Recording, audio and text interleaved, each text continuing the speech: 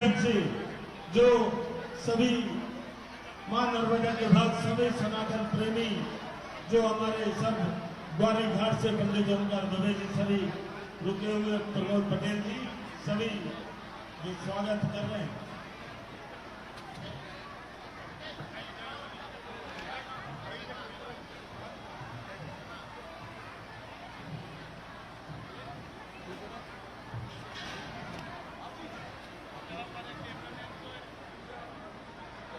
हमारे बीच में कुछ ही क्षणों में माननीय मुख्यमंत्री जी आप सभी के बीच में आपको भी और आपके साथ साथ पूरे प्रदेश को जो है संबोधित करेंगे। आप सबसे निवेदन है कि बहुत गौरव, बहुत ध्यान से सुनेंगे। आज ये क्षण ऐसा है, मेरी मां कर्मा फिल्म के लिए भाई साहब ने टैक्स फ्री का भी बात में बोला, क्योंकि मैं ये भी कहना चाहूंगा हमारी मां कर्मा को फिल्म के लिए भी दो शब्द भाई साहब आशीर्वचन देंगे। बोले गोपाल कृष्ण भगवान की, महाकाल महाराज की, कर्मा देवी की, साहू समाज की। आज ये भरा भरा मंच हमारे अपने पूर्व महापौर और अभी हमारे प्रत्याशी भाई आलोक शर्मा जी, इस अवसर पर भाजपा के प्रदेश महामंत्री और वरिष्ठ विधायक श्रीमान भगवान दास समनानी जी, हमारे भाजपा के जिलाध्यक्ष भाई सुमित कचौली जी, हमारे युवा मोर्चा के समय से अलग अलग दायित्ववान रहे ऐसे श्रीमान राहुल कोठारी जी, मैं अपनी ओर से खास करके आज के इस अवसर पर आपके माध्यम से मां कर्मा के भक्तगण जो जहां से अलग अलग कहां से जुड़े हैं, सबका स्वागत करता हूं, अभिनंदन करता हूं। हम सबको मालूम है 108वीं जयंती है मां कर्मा देवी की, 1008 और 1008 या 108 ये परमात्मा की कृपा है। मैं अभी इस पे आऊंगा, उसके पहले रविकरण साहू जी, संयोजक अध्यक्ष राज्य तेली घानी, बोर्ड कैबिनेट दर्जे का जोरदार अभिनंदन करें हमारे अध्यक्ष जी के लिए। छोटे राव साहब सह संयोजक, विनोद साहू जी अध्यक्ष साहू समाज भोपाल, अनिल साहू जी संयोजक साहू समाज भोपाल, विजय साहू जी, जगदीश साहू जी और अन्य मित्रगण। हमारे लिए परमात्मा की दया है, साधु संतों का अपने आप में होना। और हमारे यहाँ एक परंपरा है 108 या 1008। जैसे कॉलेज की 2 डिग्री होती है, एक होती है स्नातक और एक स्नातकोत्तर, यूजी और पीजी। हमारे यहाँ 108 का हिसाब ऐसा है, 27 नक्षत्र एक साल में 4 बार आता है, तो 27 चौक 108। कोई संत 1 साल की तपस्या करे तो 108 की उपाधि उनको मिलती है, और 1 साल से ज्यादा 10 साल तक के करते हैं तो 1008 की उनकी उपाधि रहती है। और हमारे यहाँ हर एक चीज का साइंटिफिक महत्व भी है। मां कर्मा देवी के जीवन की बात करो तो उनके जीवन में भगवान कृष्ण अनन्य, उनके एक तरह से जीवन भर एक आश्रयदाता के रहे, और वो मां कर्मा भगवान कृष्ण की आजीवन भक्त रही, और हाथ कंगन को आरसी किया, पढ़े लिखे को फारसी किया। जीवन में कितने प्रमाण उनके कदम कदम पे मिलते हैं, और मध्य प्रदेश का तो उनसे विशेष रिश्ता, हमारे अपने शिवपुरी के पास नरवर का उनका ससुराल रहा। भगवान को जगन्नाथ जी में भी अलग प्रकार से जाना जाता है, जगन्नाथ के बाद जगत के सारे हाथ। आज भी वो परंपरा भगवान की, मां ने कहा कि अपने हाथ से चावल खिलाऊंगी, खिचड़ी खिलाऊंगी। भगवान मंदिर छोड़ करके भक्त के पास खिचड़ी खाने आ जाए, इससे बड़ा और क्या भक्त का प्रमाण होगा। हमारे देवी देवताओं का ऐसा एक ने अनेकानेक उदाहरण भरे पड़े। द्रौपदी ने अपने 5 पांडव पति की कातरता भी देखी और अपने उस परिवार में कौरवों से भी द्रौपदी का एक रिश्ता था। लेकिन ऐसे कष्ट के समय उन्होंने केवल भगवान कृष्ण को स्मरण किया। जब सब फेल हो गए तो द्रौपदी की लाज बचाने के लिए भी गोपाल कृष्ण दौड़े दौड़े आए स्वर्गलोक से और द्रौपदी के लिए वो सब कुछ कर गए जो किसी के लिए असंभव होगा। ये भारत की विशेषता है। यहाँ साधु संतों की, भक्तों की और भक्त के लिए भगवान सदैव अपनी विनम्रता, अपना प्रेम सदैव लुटाते रहे। इसी कारण से कहा गया है हमारे 33 करोड़ देवी देवता अलग अलग रूप में जो जिस रूप में जिसको भज लिया उस रूप में उसको दर्शन दे देते हैं। और हर काल के प्रभाव में सूरदास जी आज भी अपने देवता को अपनी आंखों के सामने पा लेते हैं। हमारे बीच में ऐसे कई मौके हैं। मुझे इस बात की प्रसन्नता है, हमारे विरोधी या हमारे पर आक्रमण करने वाले कई लोगों ने हमारे देवी देवताओं पर प्रश्न उठाए। उनने कहा कि ये तो मैथोलॉजी है, मिथक है, सही है कि नहीं है। दुर्भाग्य के साथ कहना पड़ रहा, अंग्रेजों ने खास बड़ी भूमिका अदा करी। लेकिन यशस्वी प्रधानमंत्री नरेंद्र मोदी जी के लिए तालियां बजाओ। नरेंद्र मोदी जी के शासनकाल में नई शिक्षा नीति जब लागू हुई तो नई शिक्षा नीति में हमने वो सब को स्थान दिया जिसके कारण से हजारों हजार साल से इस देश की उज्जवल परंपरा आज भी भगवान राम, भगवान कृष्ण हमारे उदात्त मार्गदर्शक के नाते से और जिनका पूरा जीवन एक अलग प्रकार का सबको प्रेरणादायी रहा है। 17 लाख साल पहले का भगवान राम का राम राज्य आज भी ऐसा लगता है जैसे कल की बात हो। सभी प्रकार के रिश्ते निभाने में भगवान राम का जीवन, पिता को दिया हुआ वचन, उस आधार पर वनवास की तरफ जाना, माता सीता और राम जी का संबंध, जगत आज भी सीताराम की जोड़ी की तलाश करता है।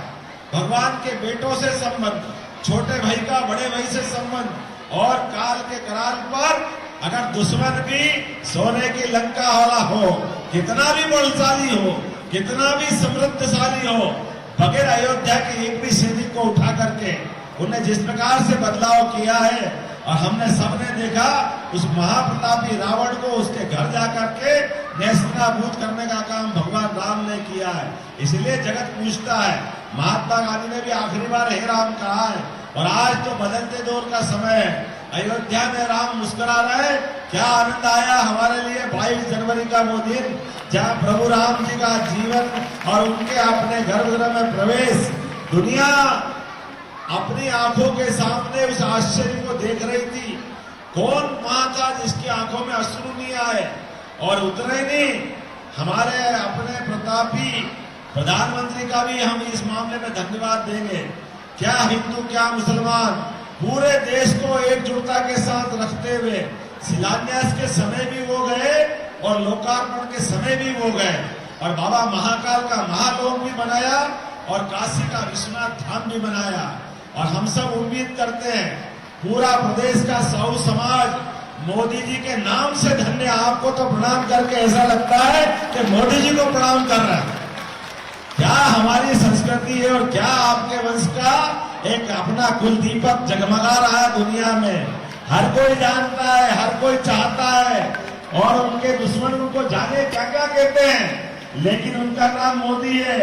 मोदी है तो हर एक असंभव काम करने का जिसको अपने हाथ में भगवान ने यश दिया, कर्मा देवी ने यश दिया, भगवान गोपाल कृष्ण ने यश दिया कि जो असंभव काम है वो असंभव काम करने के लिए ही मोदी कहता है मोदी है तो।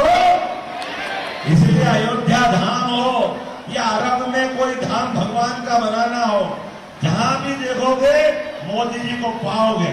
और तो और उल्टे सुल्टे काम करने वाले, पता नहीं क्या क्या धंधे करने वाले, कितने झूठ बोलने वाले, यानी कौन से झूठ के पकवान परोसने वाले, ऐसे एड़े टेढ़े को भी सीधा करना कौन जानता। क्योंकि मोदी है तो गरीबों के हक पे डाका डालोगे, लोगों से झूठ बोलोगे, झूठ बोल के सरकार बना लोगे, मंत्री बन जाओगे, मुख्यमंत्री बन जाओगे, लेकिन ऊपर भगवान देख रहा है और भगवान का आशीर्वाद मोदी जी पे है, माँ करवा का आशीर्वाद मोदी जी पे है।